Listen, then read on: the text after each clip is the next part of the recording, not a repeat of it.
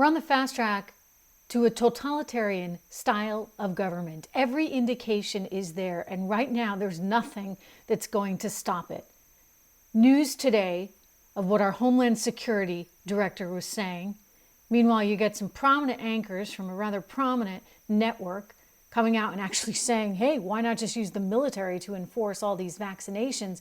We have problems when our society is so willing to turn over and surrender the freedoms that have made us who we are. I'm going to get to all of it. Thank you for being here. I'm Trish Regan. Welcome to the Trish Regan Show. If you haven't done so already, do me this favor. If you're watching on Rumble or on YouTube, make sure you subscribe. Subscribe to my channel. If you're listening to the full audio version of this podcast on Apple, iTunes, Spotify, or wherever you get your podcasts, do make sure you subscribe there too so we can stay in touch together. But basically, as I said, we have a situation where our government increasingly is trying to take control. For example, Mr. Mayorkas, Alejandro Mayorkas, who is the Director of Homeland Security, was just quoted in an interview actually on Bloomberg in which he said he's working with big tech. He sees this as something that's very much within our domain. Misinformation, specifically misinformation, is within his domain, government's domain, and they've seen that the big tech community has been extremely responsive because they don't want misinformation out there. Well, the question becomes, though, what is misinformation and how do you label it? In other words, if you don't agree with me, can you say, well, I'm misinformation and therefore you shut me down? That's the danger we're talking about. And that's the totalitarian system that we should be most concerned about. Again, Mayorkas going on and saying, and I'm going to quote from him here, that he thinks big tech is committed to policing this effectively. He said, and I quote, how you accomplish that is something that's not easily navigated. He admitted, quote, we recognize that our First Amendment concerns are extraordinarily important. It's a founding principle of our country. Yeah, you think? And he said, anyway, he went on to say, I think they're very dedicated to doing so, meaning stopping the spread of quote unquote disinformation. And I think the how to and how we can work together is something we're working through.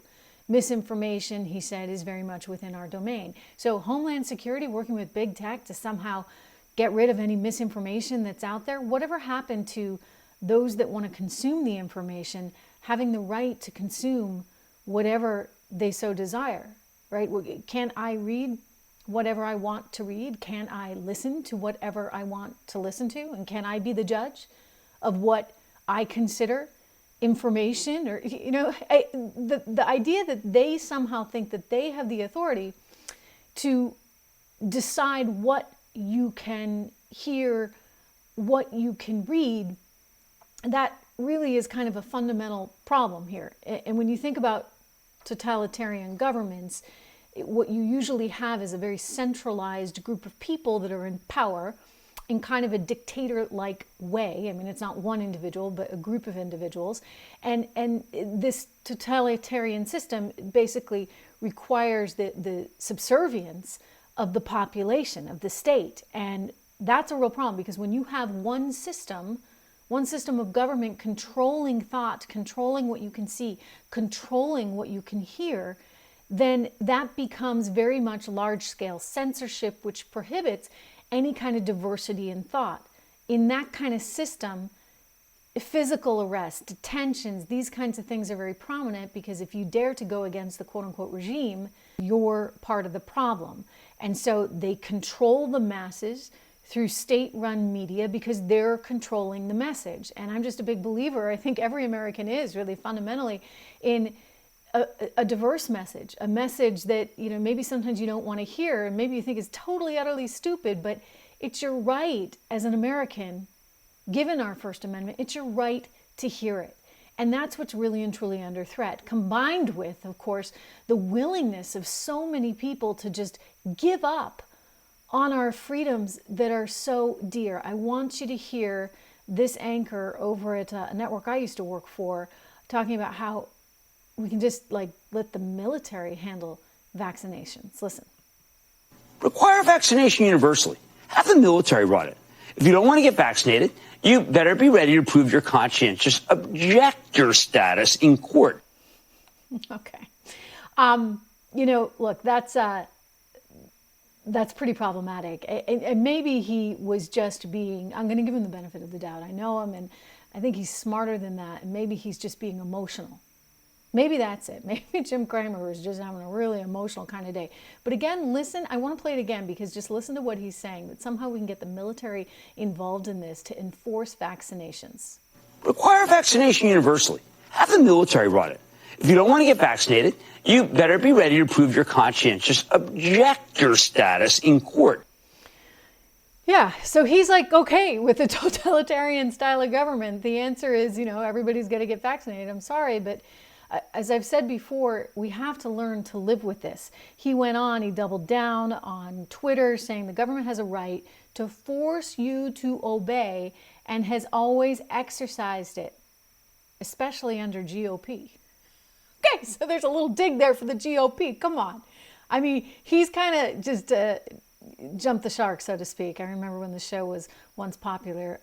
It's definitely not, and I have a feeling this will do some damage to his credibility, and I wish him no ill will, but come on. I mean, look, we need to value what we have. Our freedom is so critical, is so important. It's part of our identity. It's what separates us, right, from China, and it's partly why we have become such a success as a nation. I do think to be a true economic superpower, you need the force of capitalism, which is the force of freedom behind you.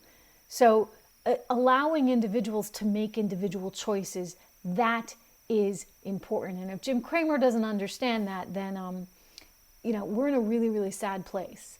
And I understand there's a lot of how worried people are about getting this Omicron variant. You just look at the market in today's session. As I'm recording right now, I'm watching the market nearing its end of the session. But look, I mean, we were all over it. We were down 600 points earlier in the day. Right now, it looks like we're settling down around 400 on the Dow. There's fear right now that government is once again going to overreact and government is going to shut us down. And you're going to have supply chain problems and you're going to have economic problems tied to a shutdown. And so perhaps that's fueling somebody like him to say, okay, well, the answer is just to go out there and just enforce this mass vaccination policy via the military. That is never the answer. That is never the answer. People should be allowed to do what they think is right for them. And I say this as someone who's been boosted, who believes you should get the vaccine and that, if you're going to get this thing, you might as well have some protection. Nonetheless, that's my decision to make, right? Just as you have your decision to make. And I don't want the military, thank you very much, making a decision like that for me. This kind of totalitarian overreach is extremely, extremely dangerous. Speaking of today's markets, did you see gold up above 1,800 again? In other words, people are recognizing that gold is the one place that they can really see some kind of security. In this crazy world in which we live, where you have increasingly this overreach from government, people want and they crave something physical that they can own, that they know has stood the test of thousands and thousands of years. And as I've always said, that is gold. Gold is that hedge. That's that safe haven that you need in a portfolio. I believe in a very diverse portfolio. Part of that includes putting your money into precious metals, specifically, as far as I'm concerned, gold. So when I to Legacy Precious Metals, you should call them, use my name, tell them Trish sent you. They will take very good care of you, I promise. I know the guys that run this firm, and they've been on the show, actually. Wonderful father-son team. Legacy Precious Metals, legacypminvestments.com is their website, and you can go call them at 1-866-589-0560, 1-866-589-0560. The number is on your screen if you're watching this on Rumble or on YouTube. But again, you kind of want that in this environment these days. Let me turn back to Mr. Mayorkas, because I'm troubled that somehow our Homeland Security Director, who's A-okay with bringing all of these people, by the way, into the country, and there's been a lot of questions as to whether or not they've been vaccinated. I mean, if you just want to be consistent, right, you would think that anybody who comes into the country should therefore be vaccinated. But I'm troubled that he somehow is taking it upon himself, thinking that this is within the domain of the Homeland Security Department to get rid of any quote unquote misinformation that's out there. Again, determining the misinformation. Because in a free country, in a free place, we all should be able to engage in a difference of opinion, right? And that's getting completely lost by the left, who wants to shut down anybody on the right. Because if you think differently, somehow that's a problem. Consider, I'll use an economic example. Consider how they were trying to tell us there was no inflation. And then they told us, oh, the inflation is transitory. And if you dared to say it wasn't transitory and maybe it was going to stick around for a little while, as I did, they went nuts. Think about poor Larry Summers.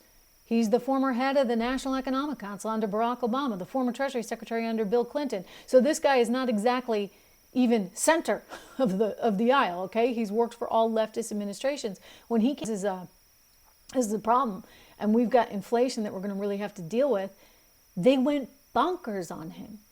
The left was like, how it's like a betrayal. I mean, we can't have an honest conversation about things like inflation anymore. What is the world coming to, let alone some of the other stuff?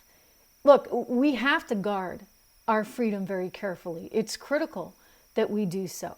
And we cannot use Omicron or anything else as an excuse to try and just sell that freedom down the river. I look at today's market, as I was mentioning, a pretty choppy market, down, as I said, 600 earlier in the session. As I go to air, down about 400. The NASDAQ seems to have recovered a little bit. We'll see how this all shakes out. I think that there could be some volatile days ahead, and it's because of Omicron. And the sad thing is, we look to South Africa and we say, okay, well, it's maybe not going to be that bad, because in South Africa, it wasn't that bad.